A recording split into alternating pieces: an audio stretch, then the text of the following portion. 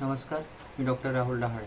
मी आपणाशी आज readymade protein supplements आणि packed आणि प्रोसेस फूड याचा जो शरीरावर निगेटिव्ह इम्पॅक्ट होतो याविषयी बोलणार आहे. तर आजकाल आपण बघतोय की काही लोकांमध्ये रेडीमेड प्रोटीन्स घेण्याचा कड वाढलेला आहे. खास करून जे लोक जिम जॉईन करत आहेत किंवा ज्यांना बॉडी बिल्डअपची रिक्वायरमेंट वाटते, तर अशा लोकांना वाटतं की आपल्याला एक्स्ट्रा प्रोटीनची गरज आहे. तर मग हे लोक रेडीमेड प्रोटीन सप्लिमेंट्स घेत आहेत. पण हैदराबाद येथील नॅशनल इन्स्टिट्यूट ऑफ न्यूट्रिशन यांनी एक स्टडी केला आहे की त्यानुसार त्यांनी असा निष्कर्ष काढला आहे की जे लोक रेग्युलर प्रमाणात प्रोटीन सप्लिमेंट्स घेत आहेत त्यांच्या शरीरामध्ये त्यांची हाडं ठिसूळ होताना दिसत आहेत, त्यांच्या किडनीवर त्याचे निगेटिव्ह इम्पॅक्ट होताना दिसत आहे आणि ओव्हरऑल त्यांची हेल्थवर निगेटिव्ह इम्पॅक्ट झालेला दिसून येतो आहे.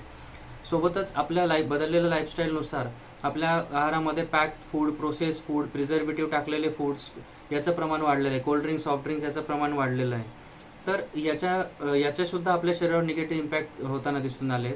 अमेरिकेतील हार्वर्ड युनिव्हर्सिटीमध्ये त्यांनी 1,14,000 लोकांवर एक स्टडी केला आहे. साधारणतः 34 वर्ष त्यांनी या स्टडीचा फॉलोअप घेतला आहे. तर त्यानुसार त्यांनी हा निष्कर्ष काढला आहे की जे लोक नेहमी pack food, process food, cold drinks, soft drinks याचा आहारामध्ये सेवन करत आहेत, तर यांच्या शरीरामध्ये डायबेटीस, कॅन्सर याचं प्रमाण वाढलेलं दिसून येतं आहे. सोबतच त्यांच्या मानसिक आरोग्यावरही त्याचा विपरीत परिणाम झालेला दिसून येतो आहे. आणि या सर्वांचा इम्पॅक्ट, या सर्वांचा परिणाम म्हणून या लोकांमध्ये अकाली मृत्यूचं प्रमाण वाढलेलं दिसून आलेलं आहे.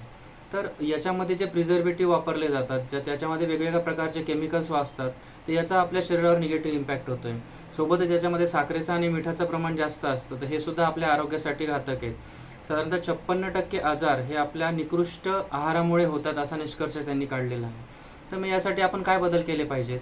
तर आपल्या आहारामध्ये जे आपल्याकडे इझिली उपलब्ध असतात ताज्या फळभाज्या, पालेभाज्या, मोड आलेले कडधान्य, दूध, सुकामेवा ह्या गोष्टींचा आपल्या आहारामध्ये समावेश केला पाहिजे. निरोगी आणि सुदृढ आरोग्यासाठी तुम्ही आहारामध्ये मीठ, साखर आणि फॅट, चरबीयुक्त पदार्थ याचं जर प्रमाण कमी केलं तर नक्कीच तुमच्या शरीराला त्याचा फायदा होईल आणि आपल्या आयुष्यामध्ये निरोगी आणि सुदृढ शरीर लाभेल. धन्यवाद.